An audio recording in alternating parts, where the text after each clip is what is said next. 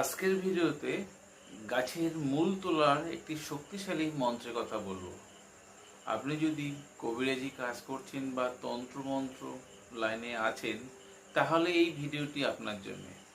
যেসব বন্ধুরা নিজেদের কাজ নিজেরাই করতে চান, তাহলে এই ভিডিওটি সেই সব বন্ধুদের উদ্দেশ্যে।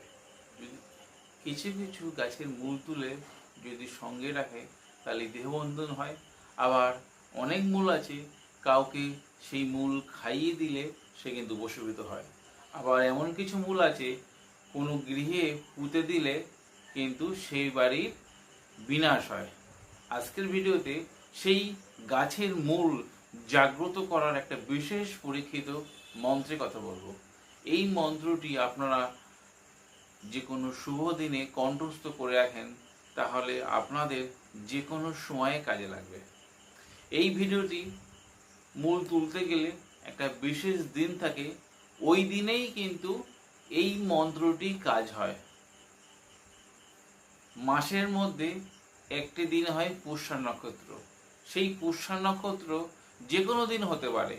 ওই দিনে ভিডিও দেওয়া মন্ত্রটি আপনারা 3বার পাঠ করে 3বার গাছকে নাড়িয়ে 3বার তুলে দিলে সেই গাছের মূল যদি দম বন্ধ করে তুলে নেন, যে কাজের জন্য আপনি মূল নিচ্ছেন সেই কাজে আপনার সিদ্ধি দেবে।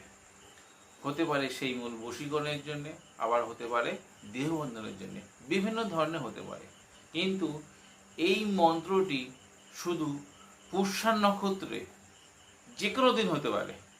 সেই দিন যদি আপনি পঞ্জিকা দেখে যদি আপনি দম বন্ধ করে তুলে নেন, সেই মূল কিন্তু জাগ্রত থাকবে। আপনি যে কোনো কাজে লাগান না কেন, সেই কাজে কিন্তু আপনার সিদ্ধি দেবে। মন্ত্রটি ভিডিওর শেষে দিয়ে দেবো, আপনারা দেখে নেবেন। এই ভিডিওটি কেমন লাগলো আপনারা অবশ্যই কমেন্টে লিখবেন। আর আপনাদের যদি ভিডিওদের উপকারে আসে, আপনাদের বন্ধু বান্ধব বা সোশ্যাল মিডিয়ায় শেয়ার দিতে ভুলবেন না। আজ বন্ধুরা এই পর্যন্ত, দেখা হবে আগামী পর্বে। ততক্ষণ সবাই সুস্থ থাকুন, ভালো থাকুন।